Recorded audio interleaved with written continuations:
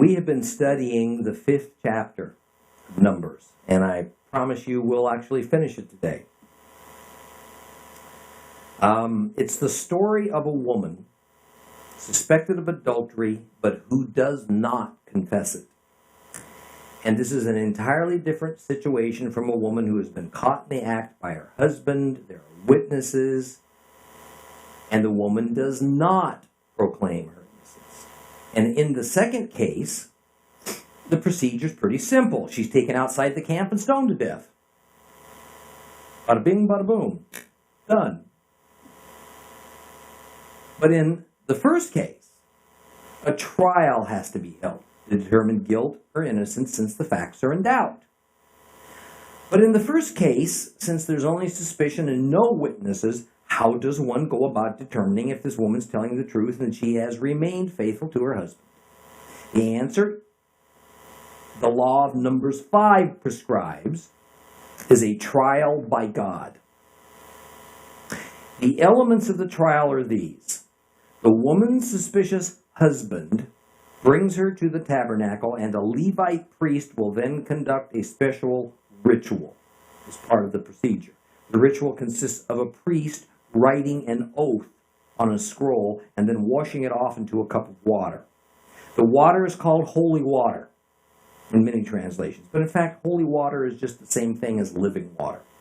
That is, living water is water from a moving source, like a river or a stream or an artesian fountain.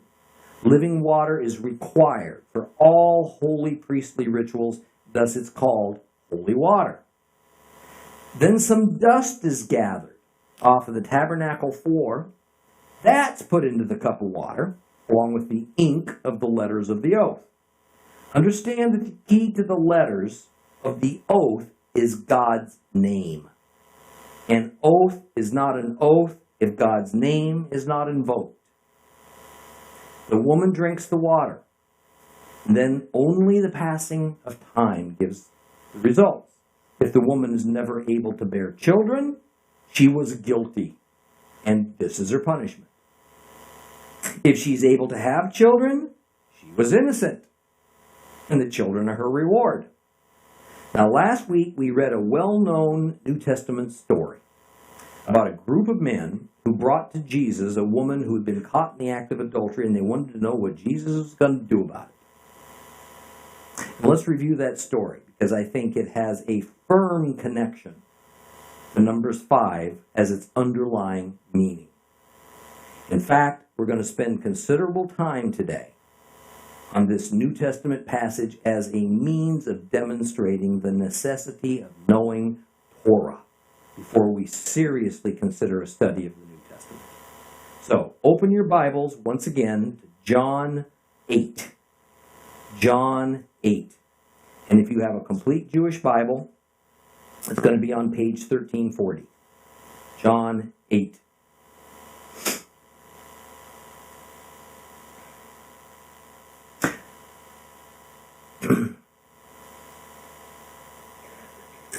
But Yeshua went to the Mount of Olives. At daybreak he appeared again in the temple court, where all the people gathered around him, and he sat down to teach them. And the Torah teachers and the Parshim, the Pharisees, brought in a woman who'd been caught committing adultery and made her stand in the center of the group. And then they said to him, Rabbi, this woman was caught in the very act of committing adultery. Now in our Torah, Moshe commanded that such a woman be stoned to death. What do you say about it? They said it to trap him, so that they might have grounds for bringing charges against him. But Yeshua bent down and he began writing in the dust with his finger. And when they kept questioning him, he straightened up. He said to them, "The one of you who's without sin, let him be the first to throw the stone at her." Then he bent down and he wrote in the dust again. And on hearing this, they began to leave, one by one, the older ones first, until he was left alone with the woman still there. And standing up, Yeshua said to her, "Well, where are they? Has no one condemned you?" She said, "No one, sir." And Yeshua said, "Neither do I condemn you. Now go and sin no more."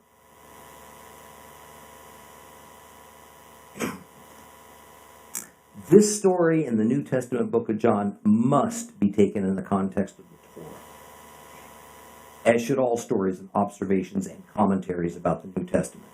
If we try to separate this event that we just read from our understanding that Yeshua was a Torah-observant Jew, operating in a Jewish society, dealing almost exclusively with fellow Jews, and he himself is the author of the Torah, which we seem to forget a lot, then we're going to miss the point on many of the things written about him and in many of his recorded sayings. The dragging of this woman accused of adultery before Jesus was simply a test. We're told so. It was a trap by these rabbis and scribes who brought her to see if they could get him to say something against the law of Moses, and so he would be automatically discredited. It was a political ploy in a time of great political upheaval, temple corruption, and intrigue in Judea. Now, there are some things that need to be carefully explored about this story if we're going to grasp its meaning, its true meaning. And first, I will understand that this is one of the most beloved stories in the New Testament, so I'm probably going to tread on some folks' feelings about it. And I apologize in advance for challenging the conventional wisdom on this. I hope you caught my wink.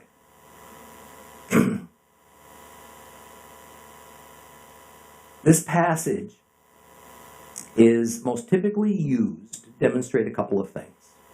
First, that Jesus is all-merciful, and then second, that sinners have no right to judge anybody else. That's usually the way it's presented. That's the conclusions. And those conclusions have become doctrines and mainstays of Christian institutions. Now, we can debate on another occasion as to whether one or both or neither of those conclusions ought to be proper Christian doctrines. But today, I'm going to suggest to you that the point of this particular story in John chapter 8 has nothing to do with Yeshua's mercy, has even less to do of any kind of requirement that only sinless people ought to witness against another person, or those who can rightfully carry out, or be those who can rightfully carry out judicial punishment upon others. Let's look at what happened here, because there are some oddities about this story that have perplexed and upset scholars and Bible translators for centuries. This unnamed woman is brought before Yeshua, and he is told she's committed adultery. And since her guilt isn't apparently the issue, the only question these men have for Yeshua is what he thinks her punishment ought to be. In the most accepted traditional Christian interpretations of this passage, the outcome essentially has Yeshua telling these men that unless they have lived a sin-free life, they have no right to accuse her of sin or adultery or to carry out any kind of judicial punishment on this woman for her sin. In this case, stoning her. Further, after these men have skulked away from the area in shame, Jesus determines in his mercy to ignore the crime that the woman has committed, which according to the law is among the worst of sins that can be committed. Lets her off the hook, says to be on her way and not sin anymore. There are to be no repercussions because Jesus determined there shouldn't be any. And the story is explained as a great demonstration of his limitless mercy and love for us. Now, while I certainly believe in a merciful Savior, and I am deeply grateful for that indispensable attribute of his limitless love, I see the application of mercy and pardon as an improbable interpretation of this rather problematic story. Let me tell you something that most folks don't realize. It is that this particular story we just read about Yeshua has so troubled Bible councils and Bible interpreters that to this day you won't even find it in some Bible translations. It's been removed. The controversial narrative that this has been removed and then added back into the New Testament canon, only to be removed again and then included many times over the centuries. Why? Because what is stated simply doesn't add up. It doesn't seem to follow the pattern of Jesus' life. His pronouncements don't match with this. His actions don't match with this. And it even calls into question his compliance to the very Torah that he and all the apostles claim that he followed perfectly. But we also know he's the author of it. Here's the basic problem. Absolutely no element of trust or faith in Yeshua as the Messiah, as the Son of God, is even involved in this narrative. Belief was never asked of this woman. It's not even implied that this woman had any idea who Yeshua was. She offered no acknowledgement of his status as the Messiah or of him being a divine being. She didn't ask for forgiveness, nor was it offered, per se. The second problem is that adultery was a God-ordained capital offense, as found in the Torah. Adultery wasn't just a social faux pas and a family disgrace. It was a serious civil crime. It was so serious, it was part of the foundational principles for the entire Bible. The 10 Commandments, Exodus 20:13. Do not commit murder and do not commit adultery.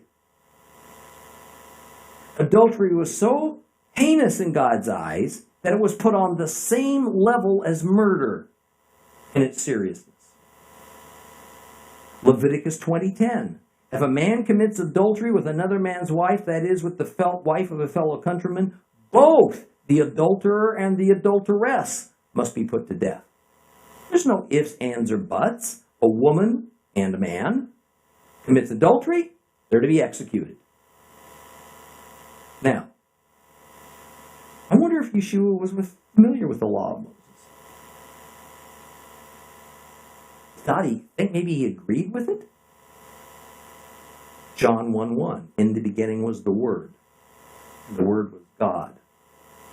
And the Word was with God, and the Word was God. He was with God in the beginning. All things came to be through him, and without him nothing had been made. Jesus is the Word of God. He wrote the Torah. So it's kind of hard to imagine that he was now disavowing its contents. See, here's the thing. You'll find no other story about Yeshua that even remotely implies that he just dismisses civil and criminal lawbreakers from their responsibility of their crimes. Rather, he rescued folks from the eternal spiritual consequences of their trespasses. But there was always a caveat.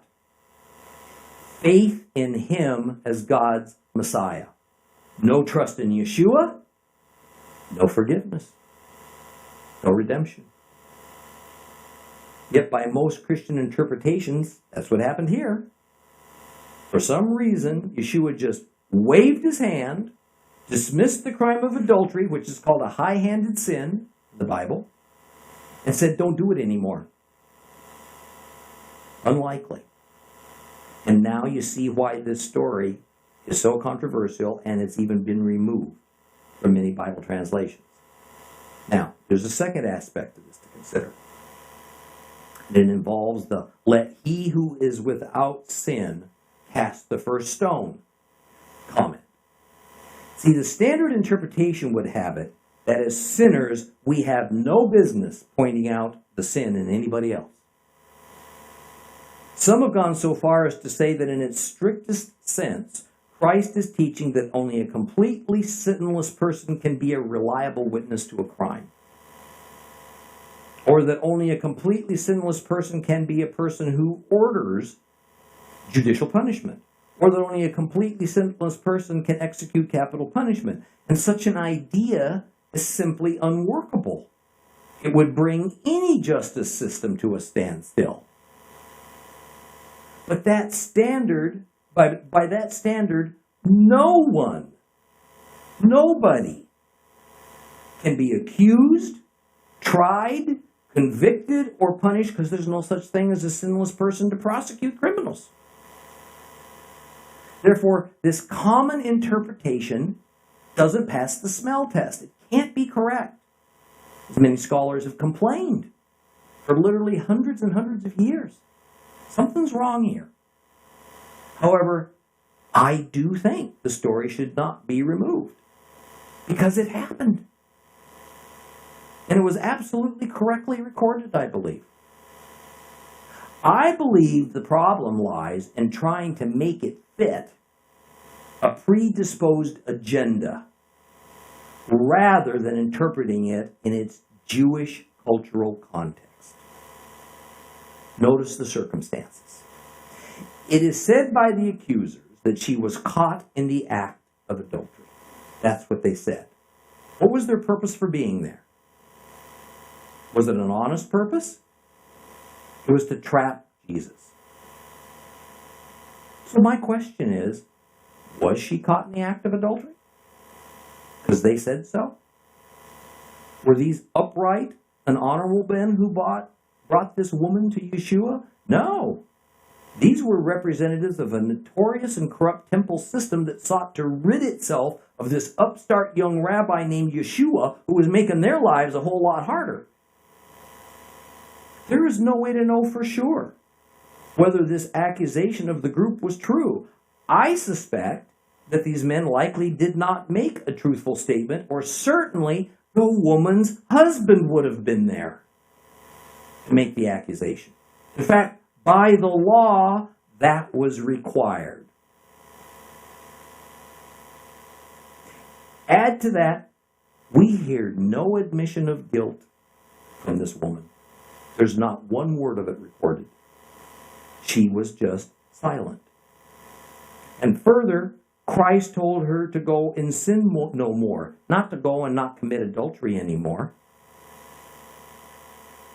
But assuming the unlikely, that it was a truthful statement that she had actually been caught in the act, Torah required there has to be at least 2 witnesses, and in the case of adultery, one of them must be her husband, who had to testify against a person accused of a capital crime. And of course, adultery was a capital crime. But even more, it was required that the witnesses in a capital case had to initiate the execution process. If this were applied to modern day, it would be the equivalent of the witnesses who were required to pull the lever for the gas chamber. They were the ones that would have to fire the first bullet in a firing squad. The standard this is not tradition, this is the law of Moses. The standard Jewish method of execution was stoning, and it was a requirement of Torah that the accusing witnesses were not only present at the execution, they had to be the very first ones to throw the stones at the condemned person. The person convicted by means of their testimony. There was a reason for this. It was a deterrent to false testimony. If a witness lied and falsely accused, and it led to the death of an innocent person, then by their being part of the execution process, they'd have blood on their hands. They have legally, and according to the Torah law, become murderers. And they would themselves be subject to execution. That's a pretty big incentive not to give false or frivolous testimony in a capital case. Thus we have Jesus saying, "Let he who is without sin throw the first stone." Who always throws the first stone in a Jewish execution? Who? The witnesses. In my opinion, When Yeshua said who is without sin, he wasn't referring to just sin in general, any old sin. He was referring to the sin of bearing false witness. And maybe to some degree these men's impure motives for making this accusation and dragging this poor woman there in the first place. In this instance, what was the purpose of the false witness? It was to entrap Yeshua. The story itself says so. Yeshua called their bluff in a manner that would make Perry Mason proud. See, he didn't question anyone. He didn't even call anyone a liar. He just said, okay, guys, assuming you haven't sinned by giving a false witness, why just go ahead and pick up the stone and start throwing them at her now? Be my guest. Because if they were lying or just going along with an assumption of this woman's guilt without actually knowing and got caught, now they'd be open to capital punishment. I think there is nothing here but a false accusation using a helpless woman who probably wasn't of the best character in order to try to discredit a rival, Jesus of Nazareth. Justice wasn't the issue. Getting rid of Yeshua was the issue. And we need to understand just how rampant adultery was in Jesus' day. And that only women needed to fear the accusation. The charge of adultery had become a joke. Everybody was doing it. The usual consequence for a woman accused of adultery now was divorce, not death. No proof of adultery was necessary for a man to divorce his wife, just suspicion. But by Yeshua's day, only a husband could be the aggrieved party. Men were simply no longer brought up on charges of adultery, even though Leviticus clearly states that both men and women caught in adultery were to be executed. The concept of a woman being accused of adultery and being divorced instead of being executed for this adultery, now that was tradition. That wasn't Torah. Men had decided that execution was just too harsh for this all too common crime. This is but one small example of what Judaism had become. So since there's no hint that this woman had confessed to her supposed crime, the law says she should have been taken to the priests, who would have performed the Numbers 5 water ordeal upon her. Now, if I'm correct, that the story about John 8 is more about the law of Numbers 5 than anything else, a good question surrounding the story of Jesus and the woman accused of adultery would be, was the water ordeal still being practiced in the New Testament era 1,300 years after it was first enacted? And yes, it was. And we find proof of it in the Mishnah in Sota 9, where we find that Rabbi Yochanan ben Zakkai eventually outlawed it. He wrote the Mishnah around 200 AD, and Rabbi ben Zakkai outlawed it because it had become so misused and abused by husbands who simply wanted to be rid of their wives that they would just go ahead and accuse their wives of adultery. The wives would go through the water ordeal, and no matter what the outcome, they'd still divorce them because it would take years, perhaps, before it was known if the woman might become barren, which was the supernatural indication of guilt. And the husband didn't want to wait. He wanted a quickie divorce. Now, another interesting little thing. I've heard of some of the most amazing and I think inventive suggestions on just what it was that Yeshua was writing in the dust with his finger, as it says in verse 6 of John 8. And even though nothing more is ever said about Yeshua writing in the dust in the New Testament, it has for some reason captured the imaginations of Christian pastors and teachers. So let's address it. In Numbers 5, we find that the focal point of the water ordeal ritual is a special drink. And we find there are 3 ingredients to this water concoction the accused woman is supposed to swallow: holy water, dust, and the ink from the letters of a vow that the priest has written as to her punishment if she did what she was accused of doing. What exactly is holy water? It's just a synonym for living water. Holy water only indicates it's water that's been drawn from a running spring or a river and then designated for use at the temple. From a practical standpoint, holy water was but the water that filled that copper laver in the temple.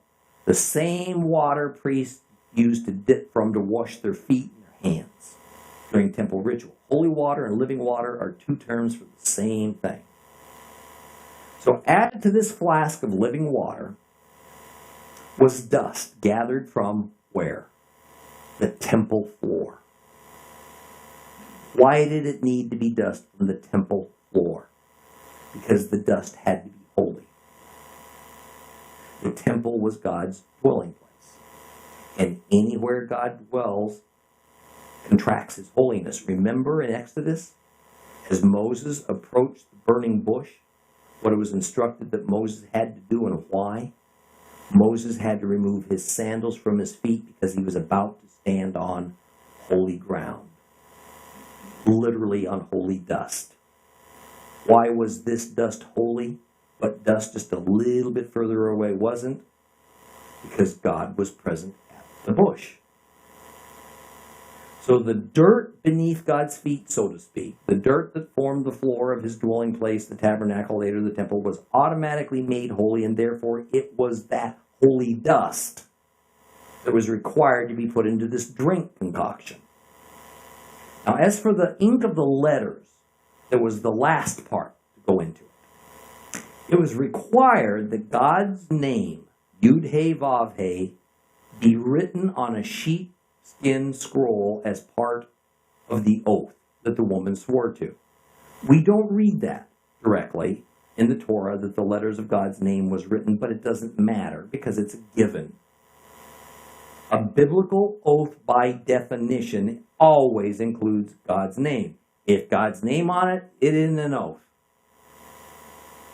Just as when we write a letter to somebody today, we write our name at the end of that letter. When we say to someone, I wrote a letter to so-and-so, we don't have to say, oh, and by the way, I signed my name to it. It's a given. Same thing with an oath. A biblical oath is not just the making of a statement. A biblical oath is the invoking of God's name as a validation and witness of your statement. It's calling upon God to be the guarantor of your promise. Therefore, when the ink of that written oath was immediately washed off into the holy water, God's name flowed into it as an ingredient. Now hear me on this. This isn't allegory that I'm giving you. This is accurate historical fact, well attested to in many ancient Jewish writings.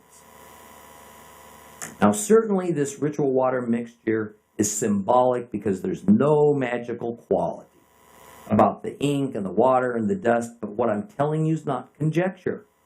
It is what was recorded in those times about the procedures and the meaning of each step. So the drink that a woman accused of adultery swallowed then consisted of living water, the kind of water required for all holy rituals, dust made holy by God's presence, dust from the temple floor, and the letters of God's holy name. See, here's the thing. What in the world does dust, and Yeshua writing in the dust with his finger, have to do with this story of he and the accused woman? Everything, if we know the Torah. Because in Numbers 5, when a woman was brought before the priest and God to be judged as to whether she was actually guilty of adultery or not, dust and writing were the central parts of the ritual. We see every element of of the law of Numbers 5 in the John 8 story of Yeshua and the woman accused of adultery. We have living water. Where do we find living water in this story? Yeshua. A priest and God was present. Yeshua. Holy dust. Where was Jesus at this time? He was in the temple, and we're told there was dust on the floor because he was writing in it with his finger, wasn't he? The woman was indeed brought before God, requirement of Numbers 5, when she was brought before Yeshua, though those bringing her didn't realize it. Yeshua was writing in holy dust, because as God, he made the very ground he sat upon holy, and besides, he was at the temple courtyard. We're told this in the story. What was he writing? Now, I can't be sure, but I suspect it may have been Yud-He, Vav-He, the letters that form God's name. That would have been the most consistent with the pattern set down from Numbers 5, but I admit that's my speculation. Yeshua was simply displaying the real and the original Torah. The Torah is given to Moses on Mount Sinai. The Torah we are studying together. And as Christ so eloquently stated in the Sermon on the Mount, he was on earth but to act out the meaning of the Torah. Yeshua, who is living water, who is also priest in God, writing on holy dust with a woman accused of adultery standing before him. This story is in many ways an irony. In John 8, these corrupt men had brought this woman before God for judgment. They didn't even recognize what they were doing. Before them was every ingredient of the God-ordained ritual of the water ordeal upon a woman accused of adultery. Priest, God, holy water, holy dust, holy writings, all performed at the required location, the temple. I hope you see this. Those Pharisees and rabbis who dragged that poor woman before Yeshua couldn't see what was actually occurring here because they were blind to their own Messiah, equally blind to the laws and commands of the Torah that they had largely replaced by now with their own traditions. Listening to the last 3 verses of number 5, see if you can just kind of picture this in your mind. With this woman standing there before Yeshua in the story of John 8. Listen to this in Numbers 5:29. This is the law of jealousy. When a wife being under the authority of her husband goes astray and defiles herself, or when a spirit of jealousy comes over a man and he's jealous of his wife, he shall then make the woman stand before the Lord. And the priest shall apply all of this law to her. And moreover, the man shall be free from guilt, but the woman shall bear her guilt. Indeed, the Torah was followed. She stood before the Lord, and the priest, our high priest in this case, applied all the law to her. Yeshua, seeing no witnesses against her, no one to condemn her, which is the requirement of the law of proven adultery in Leviticus, then moved, as a good rabbi, to the law of suspected adultery of Numbers 5, the test of the water ordeal. And then each and every element of it, water, dust, and writing, was used. Of course, as he was God on earth, there was less need that she drink a holy water mixture and wait for the results as a sign of God's judgment in the matter. And when Jesus tells the men who had brought the woman to him, "He is without sin, cast the first stone." Remember, it was the witnesses who threw the first stones of an execution. This was the law. This was not tradition. Listen to this in Deuteronomy 17, starting at verse 5. Then you shall bring out that man or that woman who has done this evil deed to your gates, that is, the man or the woman, and you shall stone them to death. And on the evidence of 2 or 3 witnesses, he who is to die shall be put to death. He shall not be put to death on the evidence of 1 witness. The hand of the witnesses shall be the first one to put him to death. And then afterward, the hand of all the people. So shall you purge evil from your midst. My dear friends, almost everything that happened with Yeshua in the New Testament is completely explainable by means of the Torah. We don't have to resort to allegory and fanciful stories with dubious conclusions to defend the Bible. We don't need to remove stories that make no sense to us and don't seem to confirm our doctrines. We just need to study the Bible, the whole Word, and then make the connections and bring forth the patterns. Now, since Numbers chapter 5 and John chapter 8 are largely about the subject of adultery, there is one final aspect of this I'd like to bring out. It is that the law of adultery assumes that one partner in the relationship is unfaithful and the other one is not. Let me quote Joseph Milgram, who says that the rabbis read the laws concerning adultery in exactly that way. If the man is clear of sin, then the woman convicted of adultery shall suffer her guilt. And that view is based largely on Hosea 4. The idea being that if a man was being unfaithful to his wife, then the wife's unfaithfulness merits no punishment. Listen to Hosea 4, starting at verse 14. Therefore your daughters behave like whores. Your daughters-in-law commit adultery. I won't punish your daughters when they act like whores, or your daughters-in-law when they commit adultery, because the men are themselves going off with whores and sacrificing with prostitutes. Yes, people without understanding will come to ruin. Marriage is the institution that God designed as a way to explain and to demonstrate the relationship between himself and us. The definition of what adultery amounts to, what the effects and consequences are for it, are placed in the Torah to protect the God-ordained institution of marriage. But these same effects and consequences caused by adultery upon a human marriage between a man and a woman also paint a picture of what happens when we commit adultery against God. The biblical term we see used in Numbers 5 and elsewhere in the Bible for this is breaking faith. Adultery in a human marriage is breaking faith between a husband and a wife.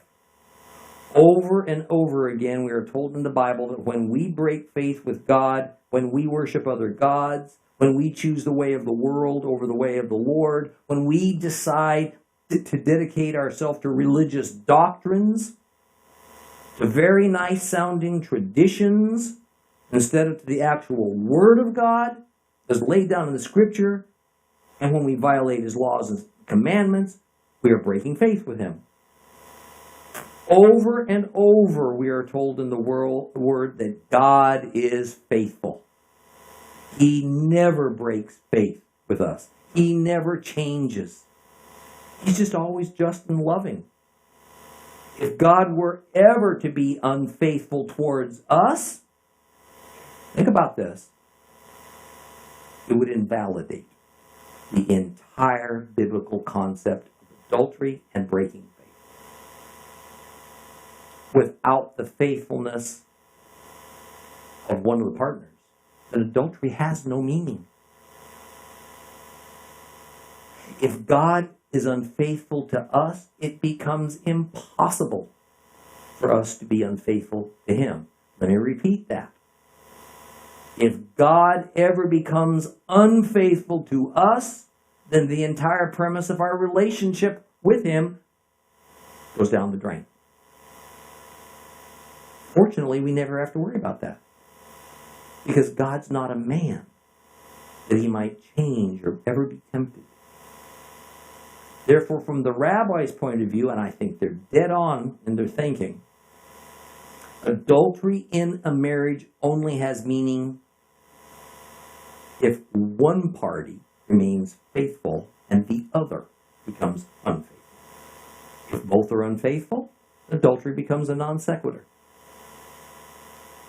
This is why Rabbi Zochanan ben Zakkai abolished the water ordeal of the suspected adulteress of Numbers 5, because men had long ago excused themselves from having to be faithful to their wives. The Jewish men saw adultery as a one-way street. Only women could be unfaithful. Men had no obligations to remain pure in their marriages. In effect, there was no adultery because there was no faithfulness. This is reflected in the New Testament statement of Yeshua, who said in Matthew 5:31, 5:31, "And it was said, whoever sends his wife away, let him give her a certificate of divorce. But I say to you that everyone who divorces his wife except for the cause of unchastity makes her commit adultery. And whoever marries a divorced woman commits adultery." Here Yeshua makes it clear, despite what you may think the remainder of this instruction concerning divorce is indicating, that unfaithfulness destroys the entire marriage dynamic. When Christ was addressing the crowds and he was talking about adultery, it wasn't because it was a rarity in Jewish society. It was the norm, just as it has become so again. We're still maybe in our time. And we'll start Numbers chapter 6 next time. Please rise.